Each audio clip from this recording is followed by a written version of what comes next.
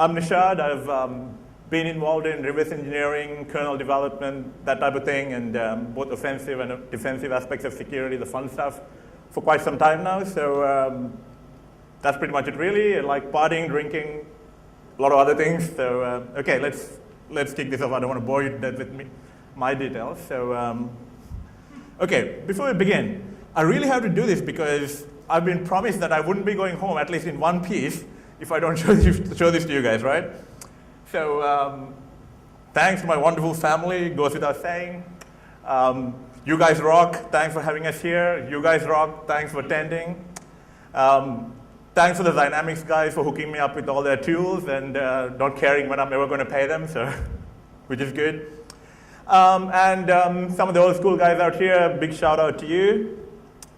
Right, now that all the formalities are taken care of, what I'm going to talk about today is about how our computer systems have changed over the years, and how there's this whole bunch of other computational elements that are present in our computer systems that are both accessible and independently programmable that we don't really pay a lot of attention to, especially in the contemporary security space. And I'm going to look at how much of a mess it is out there and the potential security implications of it. And if we do have time, I'm going to go through one of the real-life cases where one of these things can be used, abused, whichever you look at it, to achieve some pretty cool things. So this is the hypothesis I'm going to make. Well, not really hypothesis, really, it's fact. But so a modern computer is not one computer, but it's a system of computers with multiple CPUs, potentially multiple GPUs, and also various other computational elements integrated into the peripheral devices. So what do you reckon? You guys agree? Yes? No? Maybe? Throw some tomatoes at me? That type of thing? Okay, cool.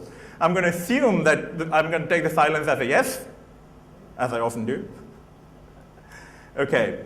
Now, one of the interesting things about this scenario is that all these computational elements, they have been evolving over the past decade or so. And like back in the day, back in the day when you get your peripheral devices, most of them were custom ASICs. And they were just basically somewhat dumb in the sense that they did what they were supposed to do and just nothing more. Because when you're designing ASICs, you don't want to put any more functionality there than you need to, for the simple reason that it's generally costly in terms of development, verification, silicon real estate, actual fabrication process, and so on and so forth, to put more functionality than what you need into the ASIC. So it just happened to be the case that a lot of these peripheral devices just did what they wanted to. Like the back in the day, Sound Blaster just played sound. And the hard disk controller just read data, so on and so forth. Now, that has been changing a fair bit lately. I mean, the poster boy for this revolution, obviously, is the GPU, right? I mean, you got NVIDIA going about how the CPU is going to be relevant in the next couple of years. And AMD reckons that their vision of the future is where the CPU and GPU becomes one common animal, and everyone lives in harmony with so much computing power. So it hasn't, the GPU usage for general purpose computing hasn't really picked up as fast as the majority of GPU vendors would have liked to, but it's becoming a significant force out there. And especially in scientific computation and that type of thing, it's becoming quite significant. If you look at the general GPU landscape today, virtually all GPUs out there today is to some extent programmable in a general purpose fashion. And a lot of these GPU frameworks actually provide you the ability to write either C or C-like code. Now, the question is, what does this have to do with malware, right?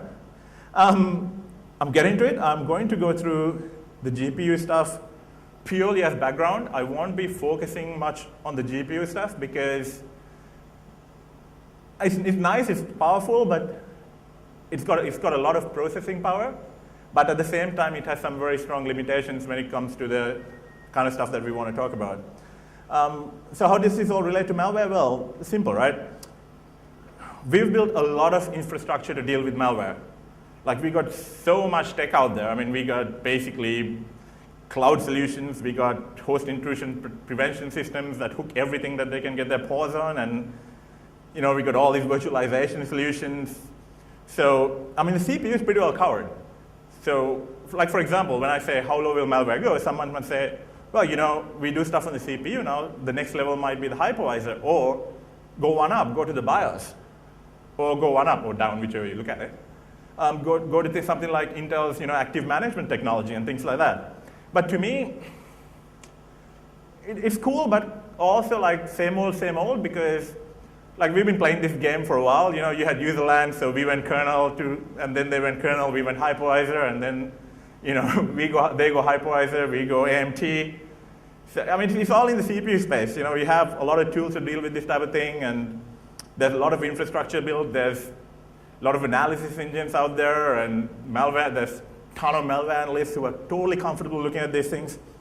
So what I'm going to be talking about today is to take into consideration the fact that the modern computer systems have a lot more programmable, independently programmable, and very well integrated computing power available. So why not use that to actually get away from where all the security products are working from and, write some cool code that do funky stuff. Now, is this something that's going to help malware or this? Well, it might. To me, I'm kind of interested in this from a lawful interception perspective and instrumentation perspective. There's a lot of things that can be done, but more than anything else, what I hope to get through to you is that how bad the environment is out there today when it comes to these peripheral computing resources. I mean, it's really a jungle out there because it's highly fragmented, diversified, and everyone does what they think is right. It's not a part of the operating system security model, and so on and so forth, but we'll get to that in a second. For the time being, let's look at the GPU so that we cover the bases, right? Okay, so when it comes to GPUs, currently there are 3 mainstream APIs or frameworks to program them with. There's NVIDIA CUDA and ATI/AMD Stream Computing, and then there's Apple OpenCL. Hopefully Apple's OpenCL will win over these things because I think it's much nicer to work with, but who knows? And then, of course, there's Intel Larrabee. I didn't really want to mention it because it's been coming for a while. So, just out of curiosity, does anyone program GPUs here, like custom code for GPUs? Okay, we'll run through this really quickly. Okay, on the programmable GPU side of things, generally, you write C-like code that runs on the vector processes on the GPU, and the way it works is that you write the C-like code, and it gets compiled into an intermediate language, which is vendor specific, and then the compiler basically, when you target a device, it basically generates device-specific code for it. I mean, the reason is pretty obvious. Like, GPU vendors want to reserve the right to change their GPU architecture as they see fit. You put an IL in the middle, you have an abstraction layer, you're done.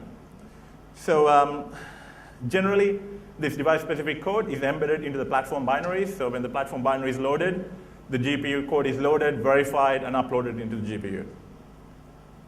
Now, what are the problems with running code on the GPU? Well, it depends on who's asking, really. I mean, if you're talking about people who write graphics code, well, they have options available to them because they can do source-level debugging either through IL emulation, or alternatively, you can compile in such a fashion that the GPU targeted code is compiled on the host CPU and run on the host CPU with the debugging support. So for graphics programmers, not so much of a problem. But if you're looking at, like, say, for example, a malware analyst who is interested in chasing down the specifics of an algorithm that is being offloaded onto the GPU, well, that's problematic because, well, there's very little. Well, first of all, you don't have source level access.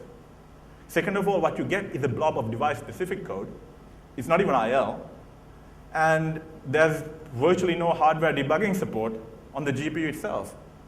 Now, does this mean that all the malware will run on the GPU?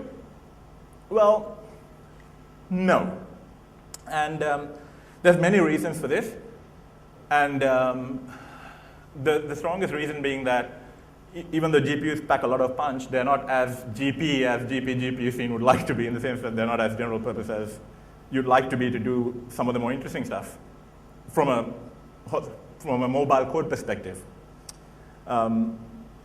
So, for example, some of the limitations are that no self-modifying code is possible on the GPU, which is not entirely a problem because obviously, you can code your own virtual execution environment and then have self-modifying code. So it's not a huge problem, but all the same, there's no native self-modifying code support. If you really want, I really don't want to focus on the GPU. I just want to sort of talk about it for a bit of background. For additional information, you can refer to this. This is a presentation by Daniel. He's a pretty cool guy. He presented this at RuxCon last year. And it's online at the RuxCon archive, so feel free to have a look. It's pretty good. He goes into a lot more detail about the GPU stuff than I do. But just before we move on, to give you a small example of the kind of stuff that GPU might assist mobile code in, is like, for example, take malware, right? For command and control, for example, a lot of malware uses algorithmically generated domain resources or other communication resources that out of which you would pick one at random and try to connect to it. So one of the best strategies that we have to deal with this is to reverse engineer the algorithm, figure out what these resources are, and then proactively go out and shut down access to these resources. So for example, there's been some high-profile cases of botnets where they were using algorithmically generated domain names that were bulk registered by the bad guys, and they were used on a round-robin or random fashion to communicate as a CNC channel. So what some of the guys did was that they basically reverse engineered the algorithm, generated a list of resources, went back and just disabled all those domains, right? You stop the spreading and control right there. Now imagine a situation where this algorithm will be offloaded to the GPU.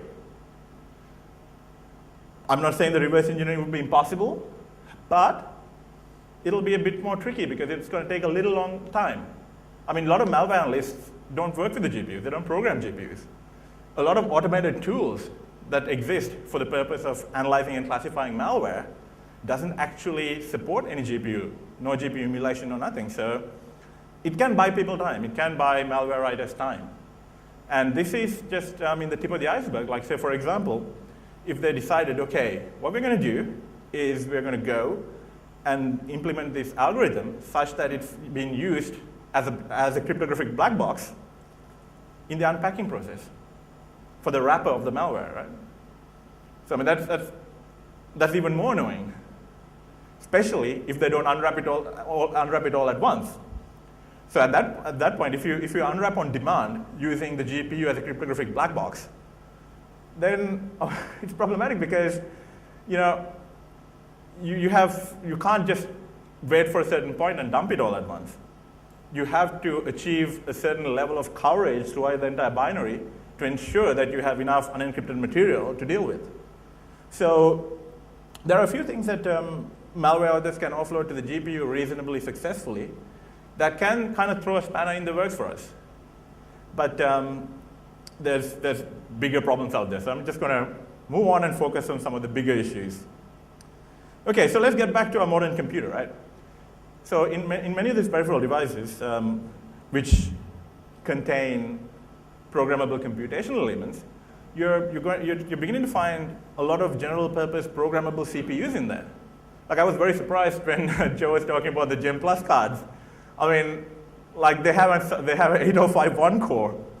Okay, so you have the Gen+ core functionality, and then you have an 8051 core. Obviously, if you can inject code into it, you can do a lot more because the actual hardware is capable of doing a lot more things. So, when you have custom silicon, like I mentioned before, you're kind of limited by the hardware design. But when you have a general purpose core in there, you're at the mercy of anyone who can inject code into it. I mean, like the rest of the computer is not any different. I mean, the keyboard has had an independent programmable microprocessor in it for a very long time. The only difference was that the standard a standard AT keyboard didn't actually allow you to do firmware updates. So you were kind of safe there, and it wasn't really dealing with a lot of structured data, so you couldn't really exploit a vulnerability or anything like that. Well, maybe you could, but I didn't know about it, so who knows. So you look at some of the keyboards out there today, like some of the more gaming keyboards which have all the other kinds of functionality, and you look at some of the firmware updates of these things, it's a bit of code out there. So you wonder what kind of functionality these things have. So I'm going to get back to that. So before that, let's look at some of the other stuff. Okay, so we know that your keyboard has a programmable microcontroller, field programmable if you're lucky or unlucky, whichever you look at it.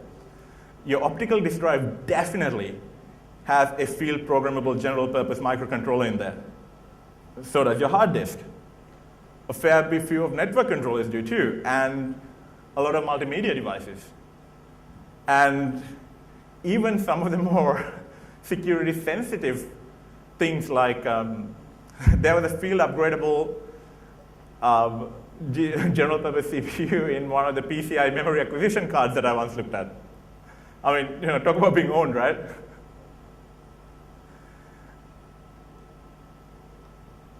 Okay, not just your PC, I mean, even your phones just have multiple microcontrollers in there. Like, for example, any smartphone today has at least 2 programmable microcontrollers and a DSP. Like, for example, the iPhone, I mean, the poster boy for the smartphone generation, has 2 ARM cores, one in the baseband processor, one's the application processor, and it also has a DSP to do all the media decoding and encoding. So it's a lot of programmable computers out there that kind of share the same resources, completely bypasses the security model because no one cares about it, and field upgradable. So what are some of the security implications of this? Peripheral devices have low-level access to the system, duh. So, they sit on the bus, they do all kinds of funky things, and they handle data, like a keyboard would have access to your keystrokes by definition. Your hard drive controller would have access to your data by definition. So, even though no one considers the integrity of these devices to be crucial to the system security model, they're right there sitting, just passing your data back and forth. So they're very strategically placed. And just like anything else, I mean, all these field upgradable general purpose microcontroller-based peripheral devices are vulnerable to at least 2 attacks without even getting into the hardware level. One is obviously firmware update attacks, where you basically update your own firmware to get it to do things that it's not supposed to do. Or you can have runtime code injection attacks. Just like, it's not any dissimilar from a piece of network software. It runs code, it passes data back and forth, it processes structured data, and it can be owned. And on top of that, put it this way, electrical engineering crowd is not exactly on the cutting edge when it comes to getting security right. So it's pretty mad. So let's take a quick look at one of the firmware update attack examples. This is obviously in the public domain. You guys can go and have a look at it in detail if you like to, because you could probably spend 2 hours explaining how it was done. It's very cool. Basically what they're doing was they basically reverse engineered one of the Apple firmware updates for the Apple aluminum keyboard. They embedded their own code into the firmware update and implemented a rudimentary keyboard sniffer right on the keyboard. So hey, there you go. I mean, you're, well, I mean, pardon me for my French, but your security product can kiss my ass, right? I mean, your anti-sniffer stuff can, well, do whatever, it doesn't help.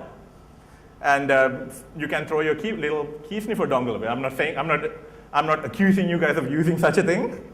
I'm just saying you can just throw it away. So yeah, that's the title of the presentation. You can find it in the Black Hat archives. It's really cool. Check it out. Okay, any questions so far? Yes? No? Maybe? No? Okay, this time I'm going to take the silence as a no.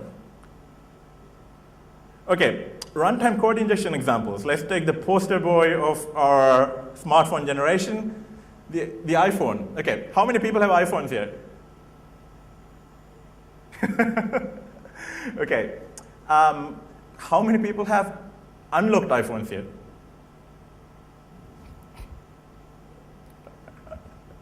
Okay, the iPhone unlock is quite interesting. The network lock is implemented in the baseband processor, which takes care of the network communication side of it, or their network communication side of it. So, interesting things. The baseband code firmware is encrypted, and it's actually pretty hard to update the firmware. But interestingly enough, the interface between the baseband processor and the application processor, which is implemented very much like Android, very much like Nokia BB5, that interface is vulnerable to simple Stack Overflow attacks.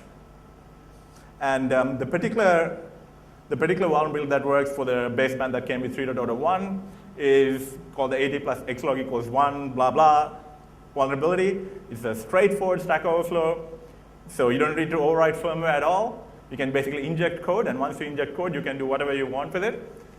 So you don't really need to have the ability to be able to overwrite firmware to be able to exploit these devices. If they have a vulnerability, just like any other piece of software, you can exploit them. And the iPhone wiki has some disassemblies of the actual ultrasnow code. They have brief description of the vulnerability as well. And obviously, you can download it from CDR and you can have a look at the code yourself. I think you might be just breaking the end-user license agreement on this, but not that I would encourage that sort of thing, obviously. Okay. So now that you guys have a quick, rough idea of what the kind of things that could be done, let's take a quick look at the evolution of malware so far in terms of the motivations. So, I mean, obviously it's no secret at this point that there's money in malware, right? I mean, malware has been industrialized, so to speak.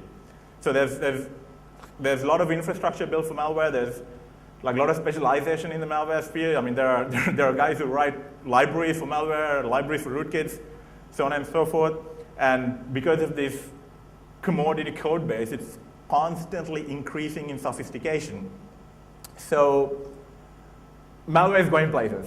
And I mean, sure, the security products are trying to catch up. They are catching up, not catching up, trying to catch up, the traditional cat and mouse thing. And it is not very difficult to imagine that sooner or later, my guess would be sooner, that they would wise up to some of these things and start messing around with some of the opportunities offered to malware authors by a lot of these peripheral devices. Now, one of the key things about the malware problem, particularly, is that these days, unless it's a targeted attack, for a lot of malware, 100% exploitability is not a requirement. So keep that in mind, because we will come back to that. That's a bit of a crucial feature in this battle, because you will see later on that it's a problem for the security community, but not necessarily for the malware writers. Okay, so targeted attacks are getting more prevalent, and targeted attacks are getting actually very, very sophisticated as well. So it is not inconceivable that they will be moving into this type of thing on a more massive scale in the years to come, unless we wise up now and clean up some of the mess that's been left behind all these years. Okay, so from the malware perspective, why would you want to run code on peripheral processors? Well, the threats are not mainstream, so security companies don't deal with it, care about it, have infrastructure to address it. It's a massively diverse device space out there. Everyone does their things the own way. There's no standardization whatsoever. So it's a problem for security vendors because they have to go out and research, maintain the skill base, build technology to deal with, and support a massive number of devices that are out there. And at the same time, there is no OS infrastructure to do that either. Like there is no standard OS model to do integrity and security verification of devices. There's not even a standard OS model to maintain some of the firmware updates for these devices. I mean, it's just as bad as the software security update situation. Everyone does their own thing, but it's a little worse because if you have a piece of software that is not privileged, you can update to do whatever you want to, but you're kind of stuck within that privilege boundary, within that security domain. But when it comes to hardware that has so much access, specifically some type of hardware, like you're asking for trouble, right? So, like for example, if you were to look at, like when I was talking about this to someone else before, they mentioned that when we move to virtualization, when a lot of things move to virtualization, this is not going to be a problem. Well, yes, if you're dealing with virtual devices, this is not going to be a problem, right? But obviously, then we are going to face with the problem of the virtual device implementations. But I mean, that's a different ballgame. But if you're looking at where things are heading, where we are going into IOMMU architectures and getting into virtualized devices and pass transactions directly to them, you still have this problem. If you, like on the iPhone, if you manage to get a legitimate request out to a device that you know it's going to process, like say, for example, running some type of GPU code, or some type of, like getting the sound card to do something silly that it's kind of sort of supposed to do, but not in the same way, you still reach the hardware device. I mean, it goes through multiple layers, but you ultimately have to hit the hardware device. So there's still opportunity to own this hardware, just like with the iPhone baseband. You can potentially still do direct runtime code injection. So you might say that only the hypervisor or high security domains will be able to update the firmware on it, which is fine, but you still have runtime code injection problems. So virtualization doesn't actually solve the problem. It kind of mitigates it a little bit, but not really. So look at malware analysts. I mean, malware analysts are largely dealing with x86 code. They have all the infrastructure. They have the knowledge base that was built up for 20 odd years. They have all the software.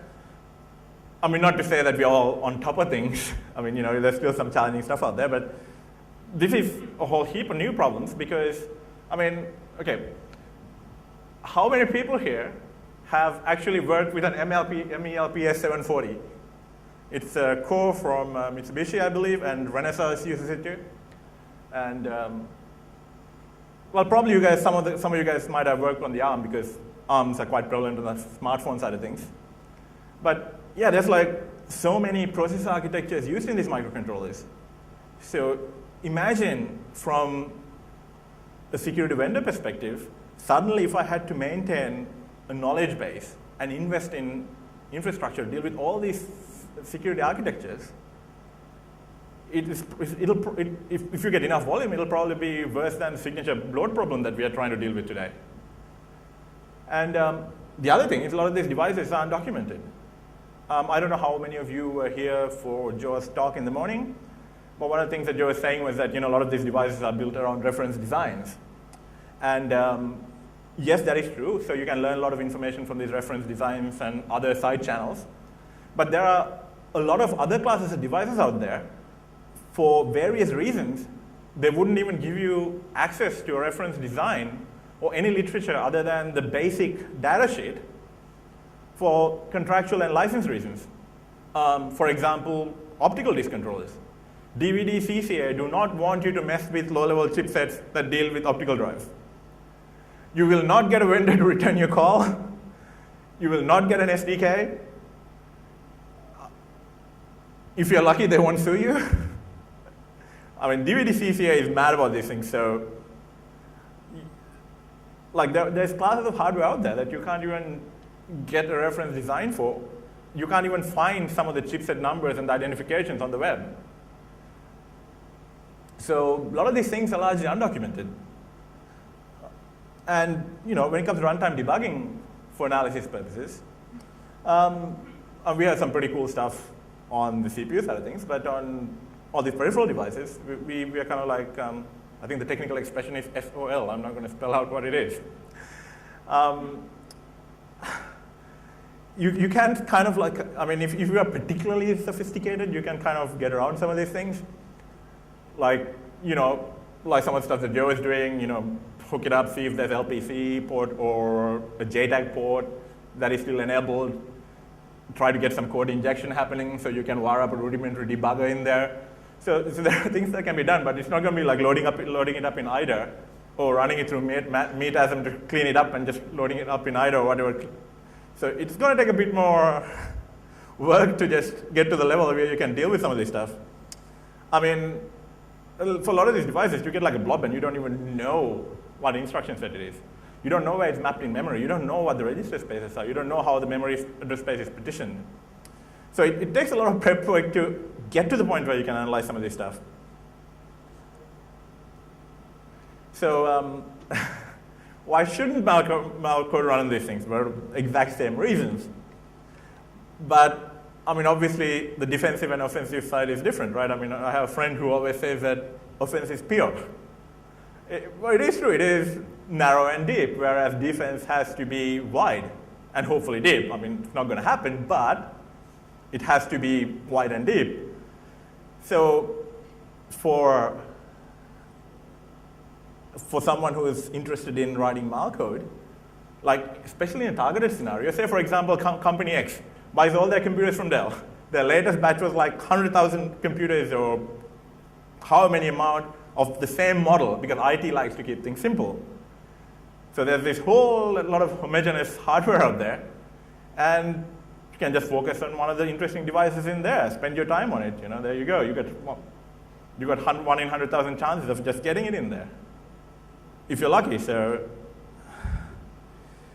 for malware writers, the game is a little bit different. So they have the ability to bite down and just spend a bit more time on these things.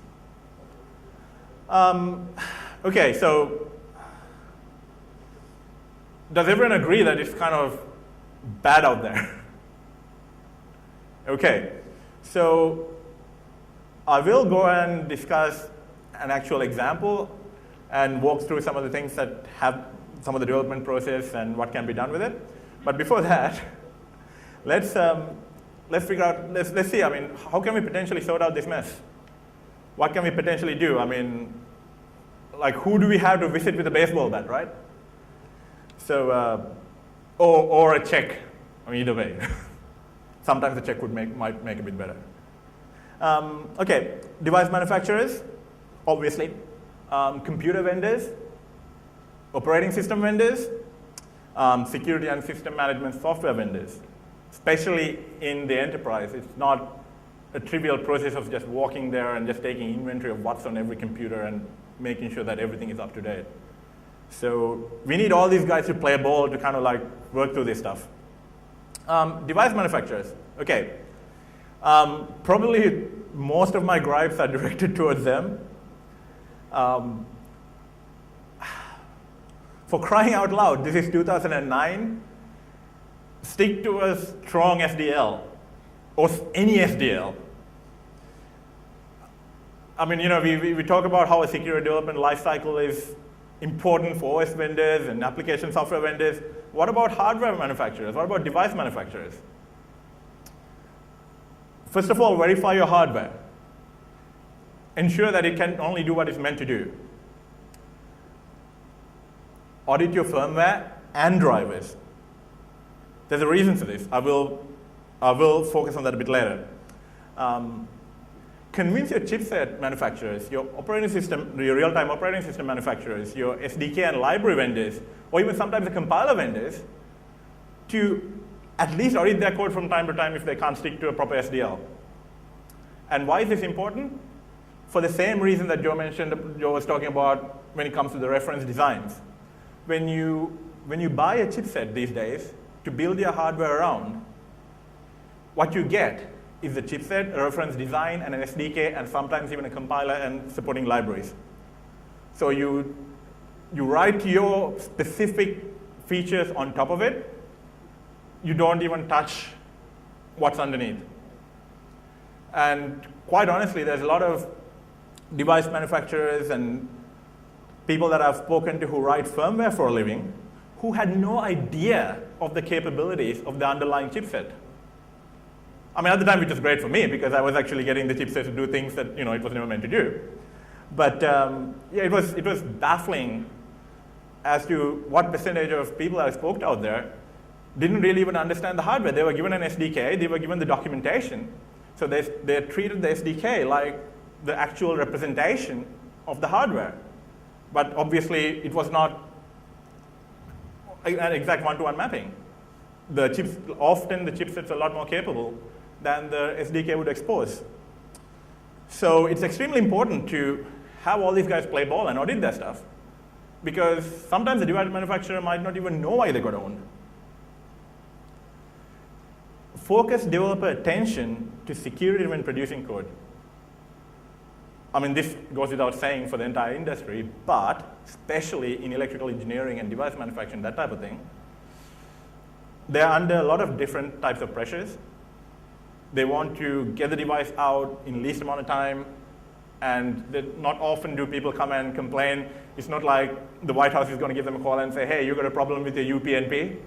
It doesn't happen very often, so they've gotten this situation where they err on the side of convenience as opposed to security. So that really needs to change.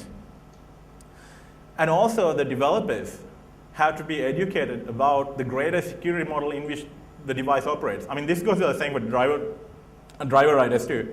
I mean, I don't know if you guys have noticed it, but there are many class drivers in Windows which implements a certain security model for their devices so that it doesn't actually break the OS security or attempt to break the OS security. And then there's a low-level transport driver writer who doesn't go and set any ACL on their driver. So anybody and their dog can actually send device I/O controls to it. So these device manufacturers and developers need to understand the greater security model in which they operate.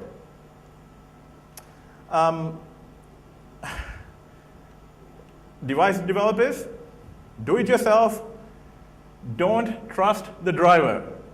Don't expect, firstly, that the driver you're talking to is the driver written by your guys.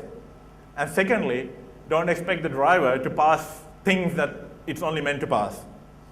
Same goes for device driver writers. Don't trust devices to return valid data or responses. I mean, there are many faulty drivers out there that can be exploited by devices that are masquerading to be the device those drivers are intended for, but not. So, I mean, ring zero injection by just plugging something in your USB, not so good. Okay, so in general, distrust and do-it-yourself is really great for security because, just because you're paranoid doesn't mean they're not out to get you. Now,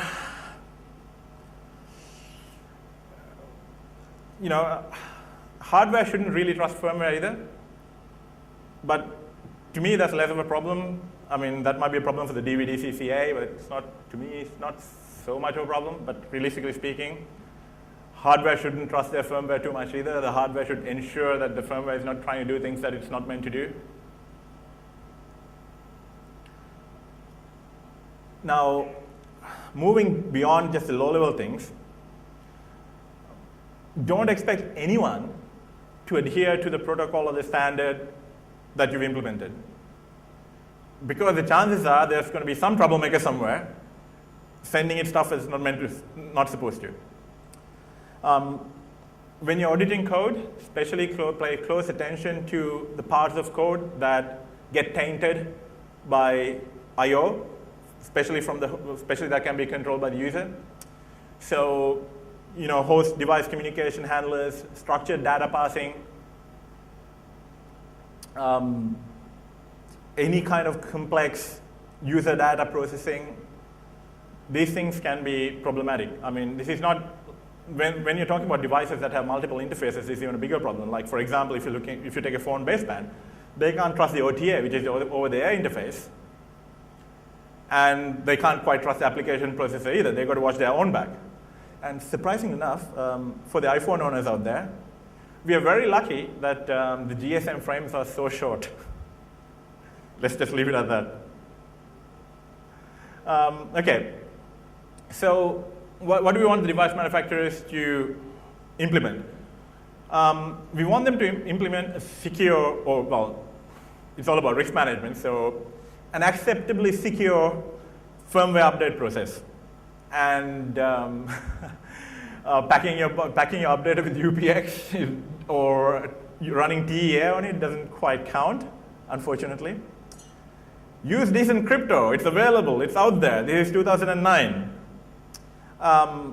Also, one other note, downgrading firmware can make sense in certain circumstances, but it's generally not a good thing. So be aware of that. I mean, e-fuses are there for a reason. If you don't know how to use it, go ask Sony, they'll tell you.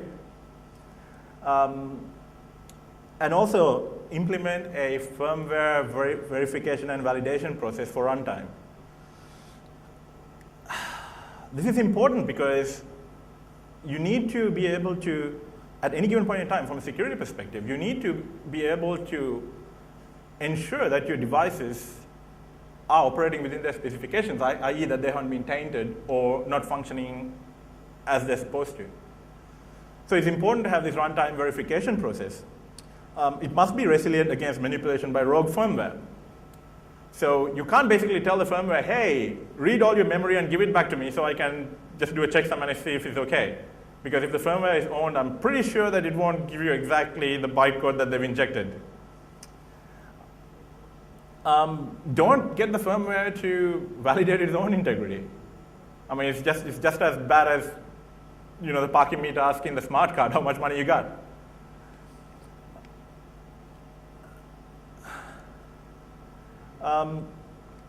Also, it is extremely important to, whatever methodology that you implement, it is very important to open this up to other security players, like, computer vendors have a vested interest in this. The operating system has a vested interest in this. Security and systems management software has vested interest in this. So they need to be able to have visibility into whatever this integrity mechanism that you implement. Because if it's only been done through your program, it's generally no good, because most likely no one will end up using it, except the extremely paranoid, of course. So in a perfect world, device manufacturers will be open about their security updates, tell people what they exactly did and why they changed the firmware and why they should upgrade. Have some kind of back and forth information channel open so that other players can actually get an idea of what's going on in a consistent fashion. So key point of any successful relationship, communication. Well, actually, maybe it was fear, but anyway, we'll stick to communication. Okay, now what can computer vendors do? Well, firstly, coordinate with the device vendors to have prompt upgrades. In many cases, you find your OEMs who are using devices from various manufacturers, right? Like, say, Dell or HP or whoever. They obviously don't manufacture all the devices. I mean, they do provide you firmware updates, but not as frequently or as promptly as some of the device manufacturers would. Not to say that the device manufacturers are doing a great job. When it comes to the computer vendors, it's even worse. There's a massive lag in between there. And also, coordinate with device vendors and give people the ability to maintain security and integrity for your devices. Like for example, when you get a computer from the factory, well, maybe you can assume that the operating system image is safe, which is not exactly a problem, because like in many enterprises, you will basically put a standardized operating system environment on top of it anyway. Well, obviously at that point, you had to trust the guy who made the SOE image, but you got to live with it. But when it comes to operating system side of stuff, I mean, it's kind of taken care of. There's a lot of security products out there that can give you a reasonable level of assurance there. But when it comes to the actual firmware on the devices, there's nothing there's absolutely nothing that you can do, because you wouldn't even have a tool to verify this actually has the firmware it's supposed to have. So, I mean, this is obviously a problem. So, like, sometimes you can go to the vendor and just basically download the latest firmware and update it yourself. But if the firmware isn't really updated and you have the latest firmware version or the release firmware version, they won't usually give the update to you, because that was what the product shipped with. So even then, you have to use these gazillion programs to just go out there and do all these things, which is horrible. So work with these guys and get something in there so that you can have this standard framework, or at least uniform framework, where you can at least ensure that your devices are running code that is only meant to, from a firmware update perspective. OS vendors, coordinate with device vendors, computer vendors, get something going there.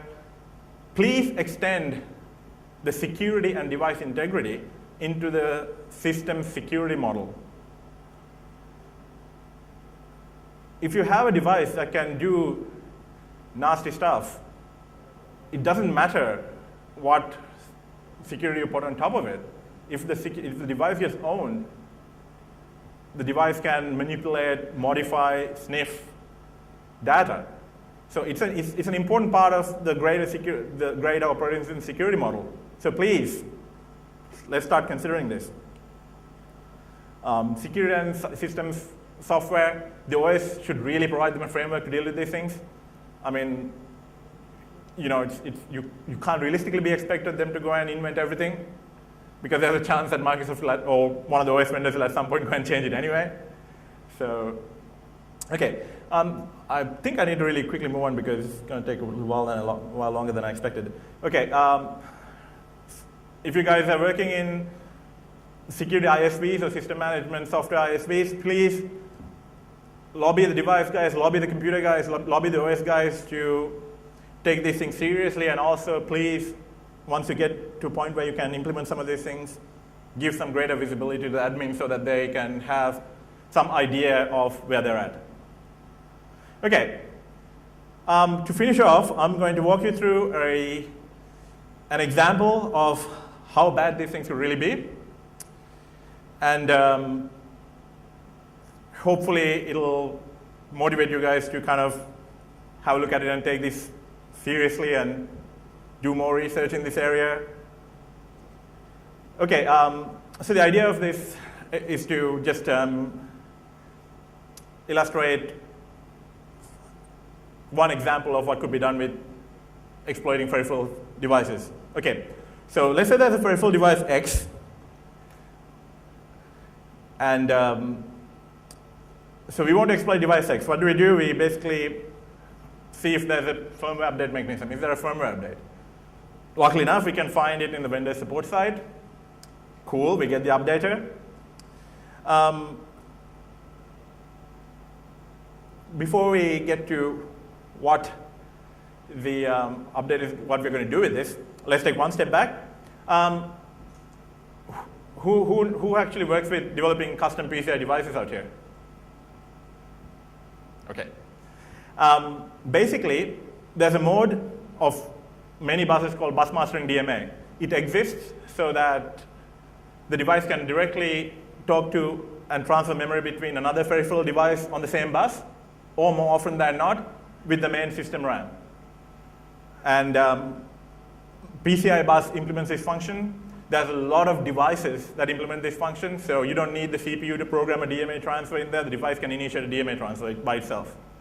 I don't know if you guys are familiar with the FireWire stuff, where you could do a device initiate DMA transfer. So the FireWire specification, I loved it, but the actual chipset, at the chipset level, the FireWire chipset sitting on the PCI bus would do the same thing. So,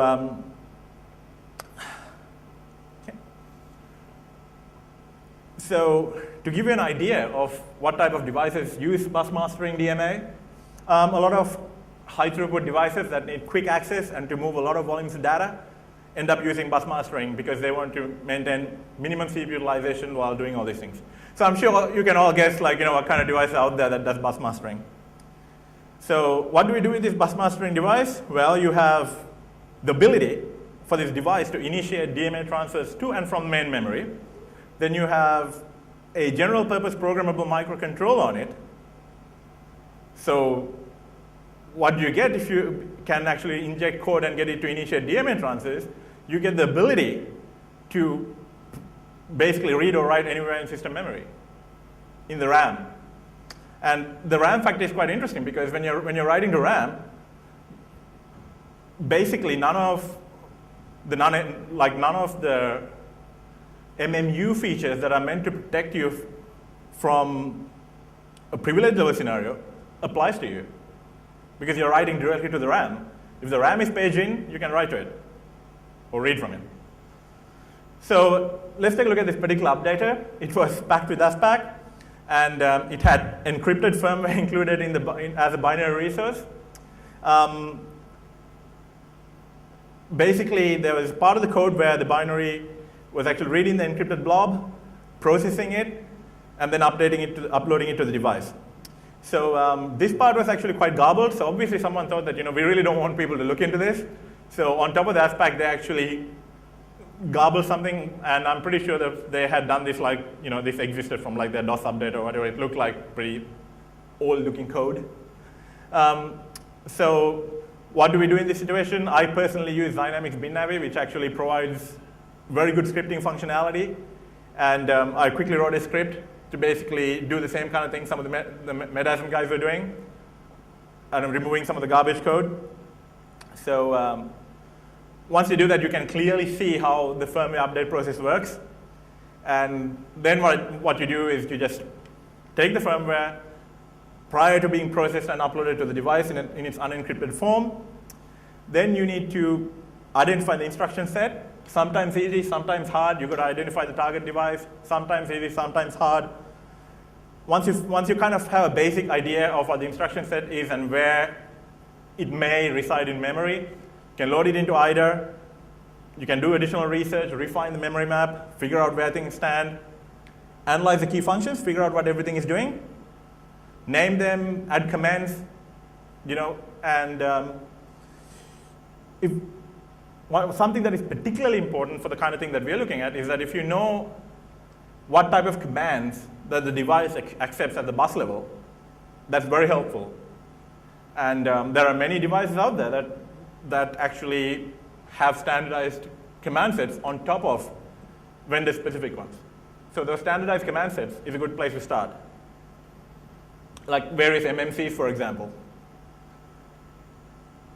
And there might be some holes that you want to deal with that in your understanding to get where you want to get. So some of the things that I found useful is to compare different versions of the firmware and cross-verify against bug fix information to figure out what they fixed, and then identify the portion of code that has changed. So you kind of know that this is where it might have been fixed. Sometimes it's easy because the code has changed only a little bit. Sometimes it's a bit harder. But generally, that helps a lot. Also, if you have different related devices, like if you know that the same chipset is used by multiple manufacturers in different devices, it kind of helps to get all the firmware and have a look at all of these things. Because some of the manufacturers implement features differently. Some enable certain features of the chipset while the others don't. So you can look at what code changed these things, and you can clearly see, okay, this is the code pertaining to that particular feature. And something that I really find helpful for this is a tool like BinDiff, because you can port your names and comments and so on and so forth. So it saves you a lot of time, and it gives you a baseline to work with as well. It's quite quick. When you're doing these things, you can also look for strings, shared library type situations, where you can find the RTOS code, the SDKs that they're using, their compiler artifacts. So there's a lot of stuff out there that can kind of help you orient yourself and understand what's going on in there. But ultimately, your goal is to understand the bus command handling, responding, and how to set up bus mastering DMA transfers. And once you do that, well, just embed your injection code and you're ready to go. So write code and just write code into the firmware, update the device, pray that it works because I've bricked more devices than I would like to think about. Sometimes it helps to just return it, like, or, well, I kind of played with it, but it doesn't work anymore. And it sometimes works. In one particular case that apparently it was sent to the manufacturer and they returned it, saying that the firmware has been maliciously manipulated. So sometimes, it doesn't quite work out. In general, for anyone playing with firmware or embedding stuff into firmware, I highly advise as a first exercise, if possible at all, to write a small piece of code that allows you to inject code on a regular basis and just try it out to see, because writing into the firmware and screwing it up is an expensive process. So install a custom command handler that takes your code as input and executes it and establish a channel to get the data back. I mean, for storage devices, for example, fairly easy storage, that's what they do, pass data back and forth. So alternatively, I've also lately spent more time on actually looking for vulnerabilities in these devices. And if you find a supporting processor architecture, Bindo is very useful. Unfortunately, at the moment, it doesn't support a lot of processor architectures, but for the ones that they support, it's quite useful. Because more often than not, you'll realize that, hey, hang on a minute, I don't need to implement anything. There's this nice bug waiting for me to just inject code. So in this particular case, what do we want this modified firmware or injected code to do? Well, okay, this device sits there serving legitimate requests. So what we want to do is that we want this device to do something after we are reasonably sure that the rest of the operating system is initialized. Okay, so what do? Well, we put in a firmware and say, okay, after n number of reasonable requests upon initialization, do something. So what is this something? Well, for example, write a bunch of data to the none-page pool in the kernel. And if you pick the right place, you can be reasonably guaranteed that the pool won't be full or you're overwriting something important. But I mean, this is kernel exploitation 101. There's many ways around it. There's many ways to reliably do this. Obviously you don't have to do this. If you know certain like magic flags in the kernel image that would be helpful if you just happen to flip it or something like that, you can do it. It's a bit tricky because the transfers are not exactly byte granular, but you can get around it. Achieve payload execution, very much like kernel exploitation 101 again. Basically, that's about it. So once you get the device to inject the payload into the system RAM at a certain point in time, transfer execution control to the payload, and once the payload is done, the payload can let the device know that it's completed through the custom command, again, that you've implemented. And it can also specify which payload to run again and at what point to run it. So at that point, you're comprehensively well and truly owned with your device. So what are some of the advantages of this? The payload exists in the system memory for a very short period of time. So even if you're taking system memory dumps from time to time, you have to time it right to just make sure to see this code, to see the payload, to just get it at the right time. And then everyone will have, like the guy who is the incident response guy who's looking at it will have to figure out how this code got there. And even when it exists in the system, if you use multiple payloads or other mitigation factors, you basically only see a very small portion of the code, which may not make a lot of sense. So again, there's a layer of difficulty there.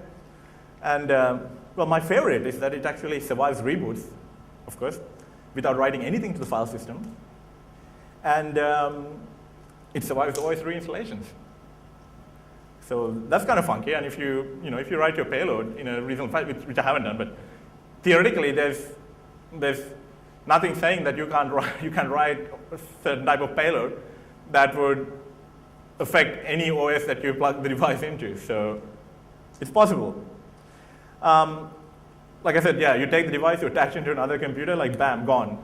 So, so yeah, I mean, if you happen to be in intelligence and you want to sort of get into a certain office in the middle of the night, and just rather than swapping the entire computer, you can just swap a device and just walk away. Okay, questions? Sorry for taking about 4 minutes over and rushing through the end of it, but any questions? No? Okay, time to go and drink then. Yeah, if you guys have any other questions, actually, hang on one more second, I forgot something. Right, if anyone can figure what this one is, what this is, or at least what CPU architecture that is, I will tell you what device it is. Any takers? I mean, really, like, you look at this and there's a bit in there. I reckon at least you could try to figure out what class of device this is.